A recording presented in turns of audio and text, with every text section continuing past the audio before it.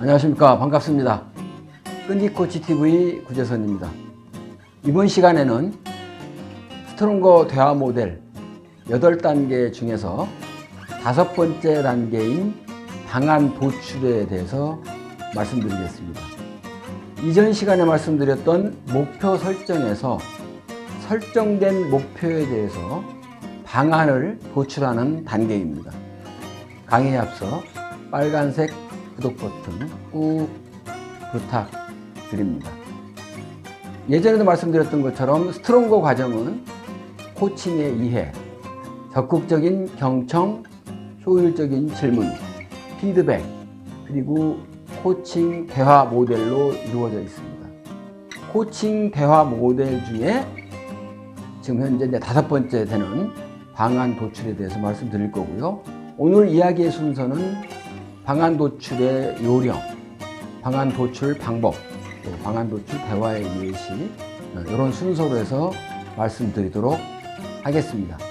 자, 코칭 대화 모델에서 말씀드렸던 것처럼 첫 번째가 지지하라, 이어서 주제 선정, 현실 파악, 네 번째가 이제 목표 설정이 되고 오늘 말씀드릴 방안 도출이 5번째입니다.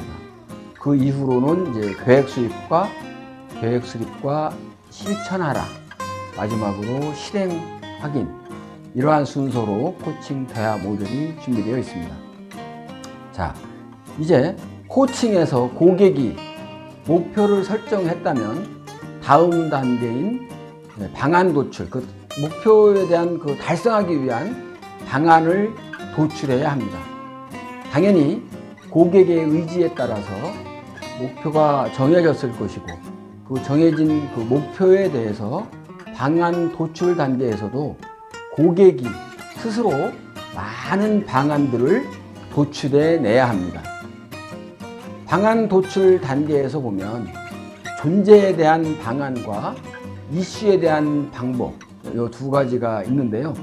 이슈 중심으로 진행이 되면은 본질적인 고객의 욕구 탐색이 잘 이루어지지 않을 수가 있기 때문에 관점 전환을 통해서 자신의 모습과 마주칠 수 있도록 관련된 존재 질문을 하는 게 좋습니다.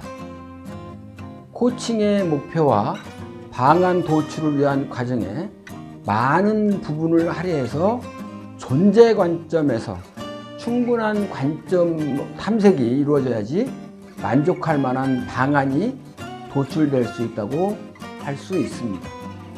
예를 들면 존재 질문 같은 경우에 그 목표가 당신에게 어떤 의미가 있나요? 그 목표가 이루어진다면 10년 후에는 어떤 모습일까요?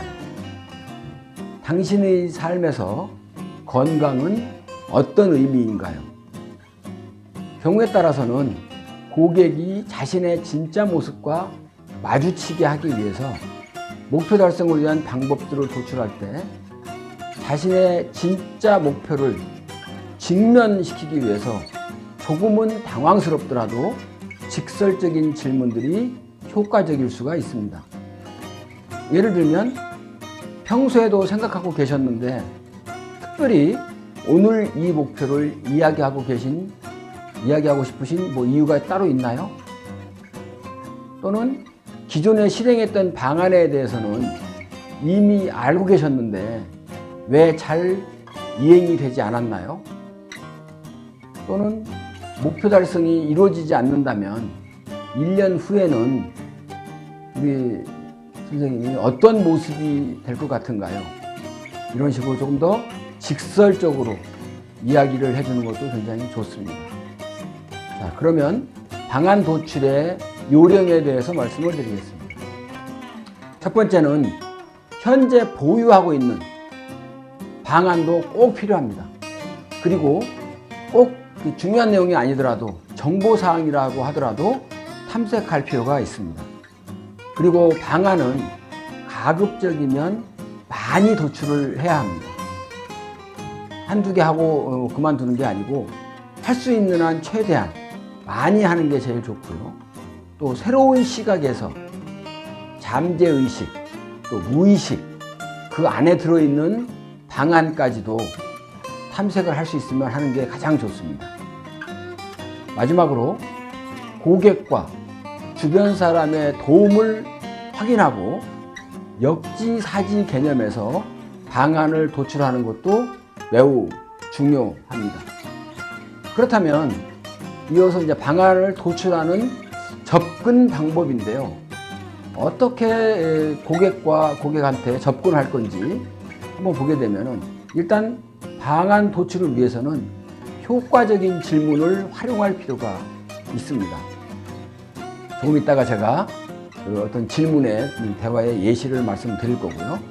이어서 도출된 방안은 어떻게 이거를 최대한 잘 활용할 거냐, 그 활용 방법에 대해서도 준비를 해 둬야 됩니다. 그리고 방안이 예를 들어서 뭐 10개, 20개가 만약에 도출이 됐다면 그 방안 중에서 이제 선택을 해야 되겠죠. 우선순위를 줘야 된다는 얘기죠.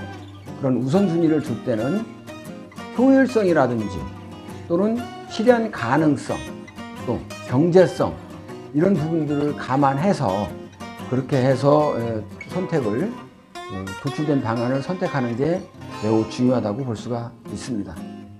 자, 방안을 도출하라 해서 그러면 우리가 질문하고 할 때 어떤 질문을 주로 많이 하는지 한번 알아보도록 하겠습니다. 첫 번째, 그 목표를 달성하기 위해서 이전에 시도했던 방법이 무엇이 있습니까? 그러니까 기존에 하고 있던, 했던 그런 방법이 어떤 게 있는지를 알아보는 것도 좋습니다. 실제로 방법이 있음에도 불구하고 행동을 하지 않은 것일 수도 있기 때문에 그 부분도 알아봐야 되겠고요. 그 다음에 이어서 새롭게 시도할 방안이 있나요? 새롭게 시도한다면 어떤 방안을 가져갈 수 있을까요? 그리고 이어서 추가로 생각해 볼 수 있는 방안이 있다면 무엇이 있나요? 만약에 당신이 이 부분의 신이라면 어떤 것을 시도하시겠습니까? 그리고 제약이 없다면 어떤 방법이 있을 수 있겠나요?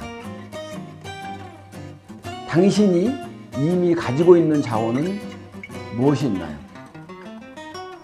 또 도움을 받는다면 누구한테 도움을 받으시겠습니까? 당신의 강점, 장점 이런 것을 적용해 본다면 어떤 방안이 있을까요?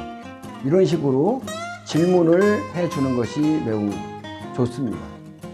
제가 기업체에 나가서 실제로 코칭을 사장님이나 임원들하고 할 때 방안을 나타내기 위해서 하는 대화는 주로 지금까지 고객님의 능력 향상을 위해 시도했던 방안이 있습니까? 또 추가로 시도할 수 있는 방안이 있나요? 코치인 제가 도와줄 수 있는 방법이 있을까요? 만약에 새로운 방안을 시도한다면 그게 무엇일까요?